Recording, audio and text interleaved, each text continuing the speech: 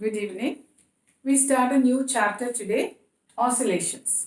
And we start this chapter by a discussion on periodic motion.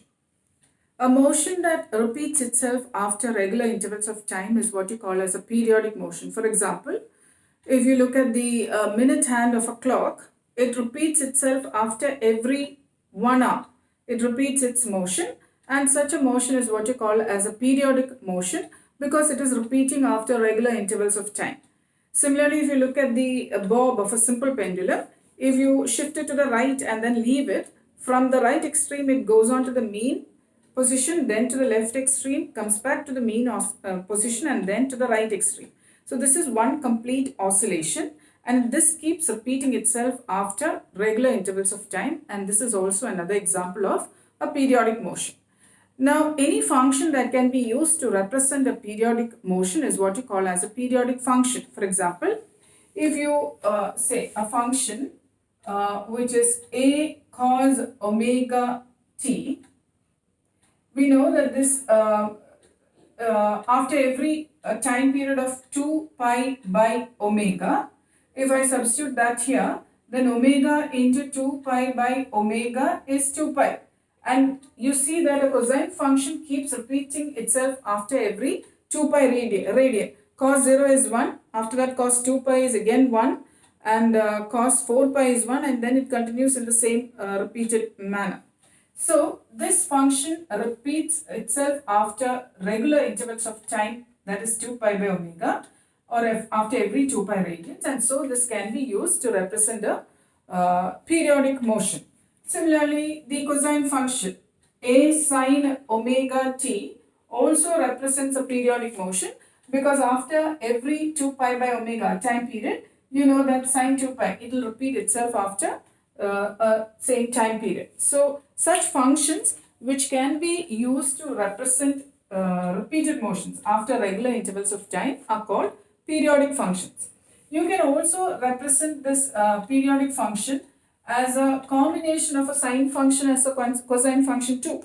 For example, suppose we have a function a cos omega t, a sine omega t plus b cos omega t.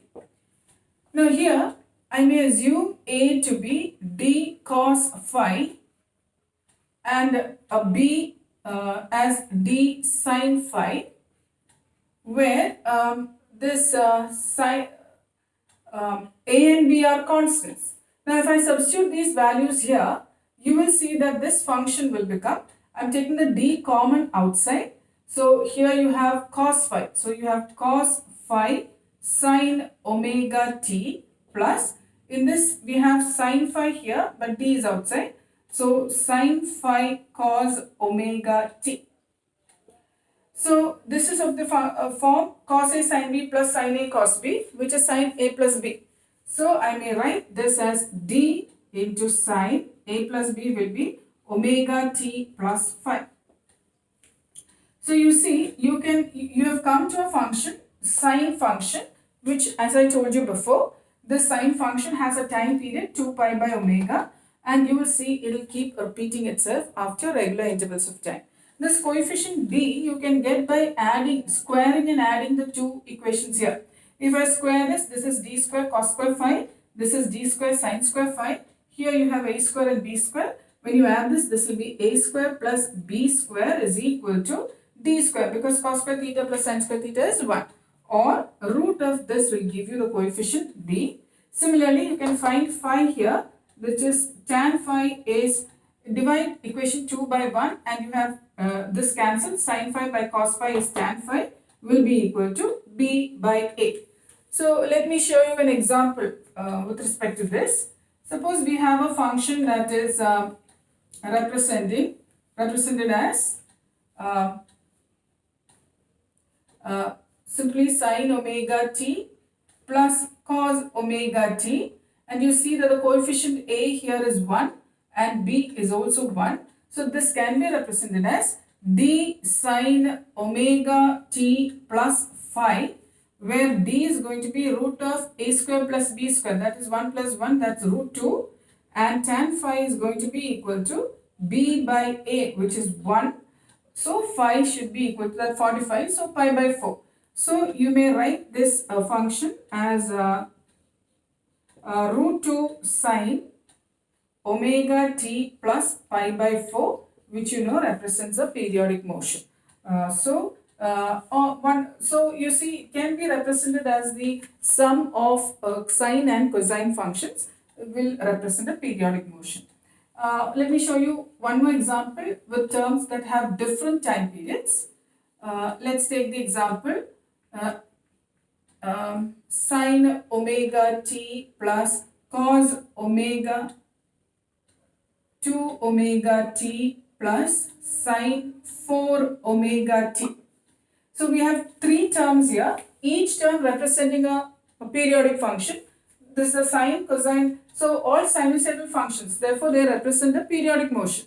But they have different time intervals. The time interval for the first term is 2 pi by omega. For the second term, it will be 2 pi by 2 omega. That is 2 pi by 2 omega, which is pi by omega. For this one, the time period is 2 pi by 4 omega, which is pi by 2 omega. So you see, pi by omega and pi by 2 omega are multiples of this t1.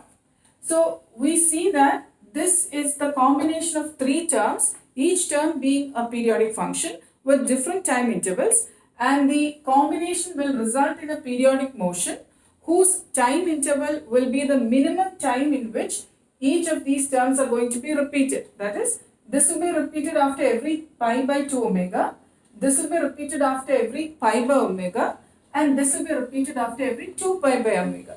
But the combination will be repeated after every 2 pi by omega because these are multiples of this. So, periodic functions, they can be represented as the sum of cosine and sine functions with different time intervals, but they will result in a combination whose time period is equal to the minimum time in which all three of them will be repeated together.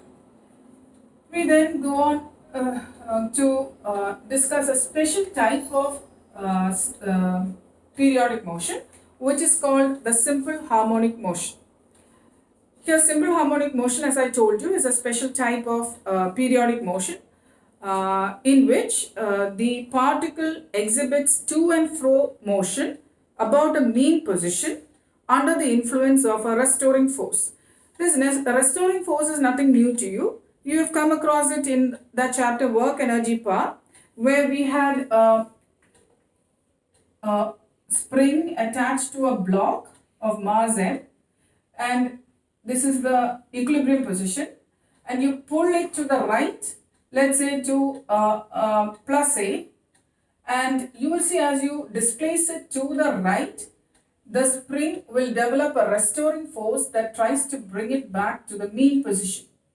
Similarly, if you displace it to the left, the spring force will now push it to the right. So the restoring force has this property of always bringing back the oscillator to the mean position. It acts opposite to the direction of displacement. Also, it is directly proportional to displacement. As you pull it to the right, greater the displacement, greater will be the restoring force. So F is equal to, F is proportional to minus x, or F is equal to minus kx. So you see, this restoring force, the simple harmonic oscillation, is happening under the influence of what you call as the restoring force, of which you have learnt before. So simple harmonic motion is not any periodic motion, but it is a periodic motion in which the displacement of the particle can be represented as a sinusoidal function of time. When I say sinusoidal function of time, either a sine function or a cosine function of time.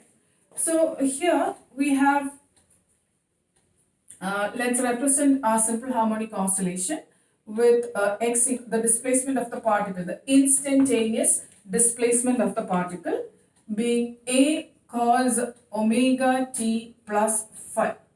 Here, let's say we have a oscillator. This is the mean position. This is the right extreme, and this is the left extreme. So, if let's say your particle is here, so this represents x, that is, where is the particle from the mean position at that instant is what of time is what you call as the instantaneous displacement in meters. Now, the maximum displacement of the particle from the mean position is either plus a or minus a. So, the magnitude of the maximum displacement of the particle from its mean position is what you call as the amplitude A, again in meters.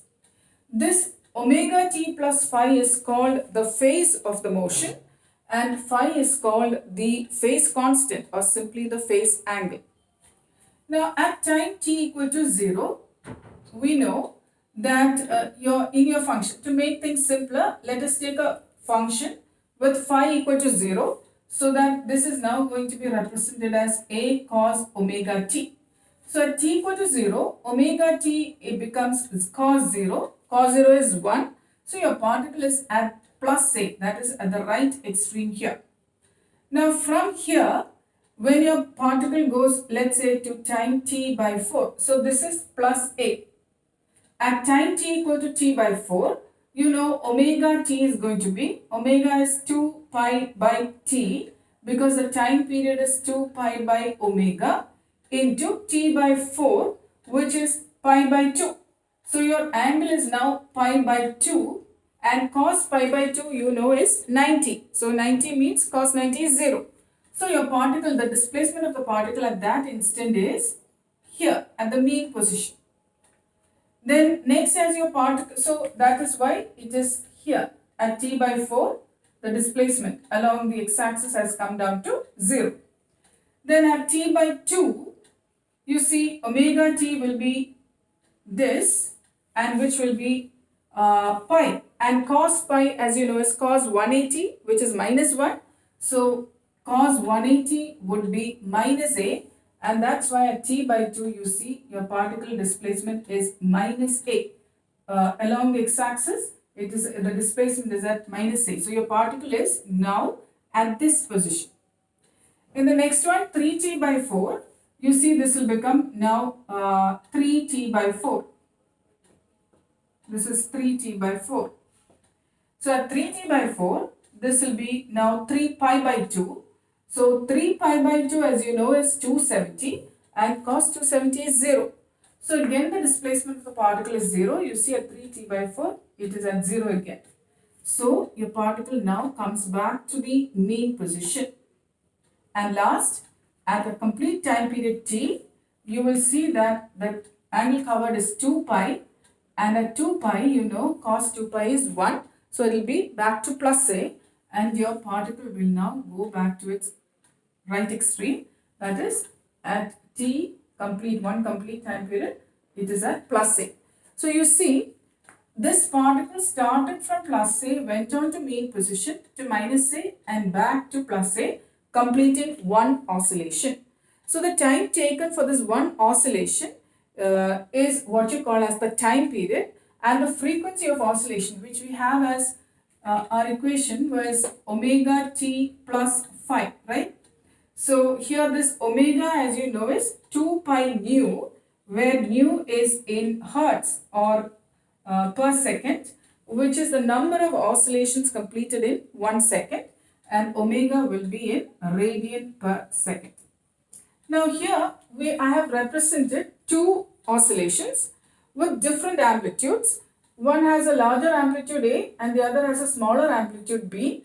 But you see one complete oscillation in one time period. This one also has completed one oscillation in one time period.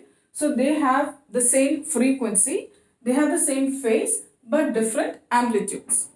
If you come to this one, you will see this in one time period, the bold line has completed one oscillation. The dotted line, you see one oscillation here and a second oscillation here. So the dotted one has twice the frequency of the bold one, because in the same time period, when this completes one oscillation, this has already completed two oscillations, number of oscillations.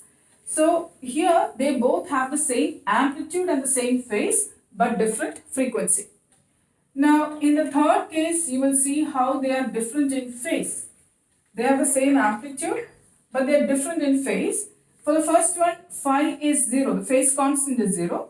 For the second one, the dotted one, the phase constant is minus pi by 2. So that's why I said they are different in phase. So if you see A equal to, the displacement x is equal to A cos omega t in the first case because phi is 0. Second one is A cos omega t minus pi by 2. So the phase is different for the two, but the amplitude is the same. So in the first one, we have the normal A cos omega t function here, the bold one. Okay. But in the second one, at time t equal to 0, you will see that when this is 0, cos minus pi by 2. Cos pi by 2 is 0. So we have the oscillator at the mean position at time t equal to 0. Then, so unlike the previous case, the oscillator is at the mean position now, here, starting from here. In the next t by 4, you see that if I put pi by 2 here, pi by 2 minus pi by 2 is 0, cos 0 is 1, and therefore the position, this will be cos 0 is 1, so you have displacement as x equal to a. So at t by 4, it is at a. It is already moving to the right extreme. So if you put values like that, here you have t by 2, which is pi minus pi by 2 is pi by 2, back to 0. Then it goes to 3 pi by 2 minus pi by 2 is 2 pi by 2, and that's pi. And cos 180 is minus 1. Yeah, that is this one. And if you continue to put values here, you will see that there is a phase difference of pi by 2. When this is at maximum position, this is only at the mean position. It is at the mean, it's already come to the mean position. So there is a phase difference of pi by 2. So that is what I have represented here. We have two oscillations with different amplitudes. Here we have two oscillations with different frequency, and here we have two oscillations with different phase. Now we may also look at simple harmonic motion in terms of circular motion of a reference particle. That is, if you consider a particle in circular motion, let this be the diameter along the x-axis, the center, and this be a particle called the reference particle, which is in circular motion in the anti-clockwise sense. Let this angle covered in some time t be omega t plus phi.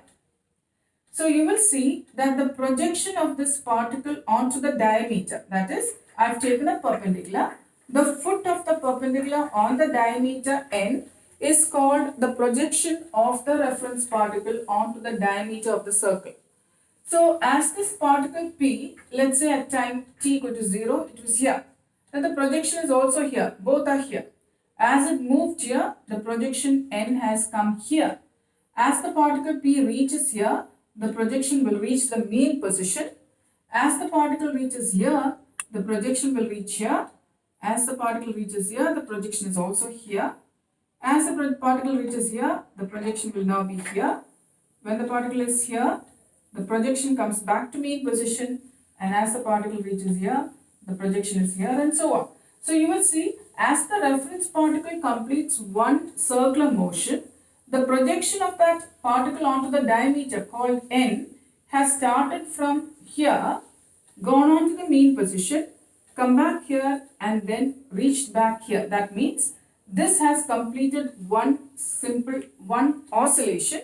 So this is in simple harmonic oscillation. So we may describe the projection of a particle in circular motion onto the diameter of that circle as a simple harmonic motion or simple harmonic oscillation. So this represents the displacement, the instantaneous displacement of the particle from the mean position. This is the particle in simple harmonic motion, which I'll call as the simple harmonic oscillator. So x represents the instantaneous displacement of that oscillator from the mean position at that instant of time. Now the maximum displacement of this oscillator will be here, that is plus a, which happens to be the radius of that circle. That is, this is also A and here it will be minus A. Now from this triangle you may write x is equal to, we may write cos omega t plus phi is equal to adjacent side by hypotenuse, which is x by A, or I may write x to be A cos omega t plus phi. So you see we have come to the function which represents a simple harmonic motion, with the amplitude A being the radius of that circle, the maximum displacement of this oscillator from the mean position, then this representing the phase of that motion. So from this you understand that the simple harmonic motion can be described as the projection of a particle in uniform circular motion onto the diameter of that circle. This diameter could be any diameter, meaning you could take let me show you. Let me take this projection along the y-axis. So this is our particle here, the reference particle P. This angle is omega t plus phi. This is the projection of that particle in circular motion onto the diameter, and this end, that is the projection, is executing simple harmonic motion. Now if I am going to talk about this projection of this particle onto the vertical diameter, which I will call as n dash. Now this n dash executes simple harmonic motion along this axis, the y-axis. So if I take sine omega t plus phi, you will see sine omega t will be opposite side by hypotenuse. So opposite side is this displacement along the y-axis, which I will call as y.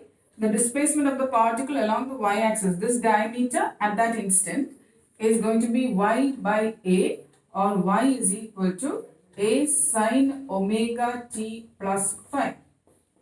Here you see this also represents the displacement of the particle is represented by a sinusoidal function, which means it represents a simple harmonic motion. So the projection could be taken onto any diameter of the circle. Thank you.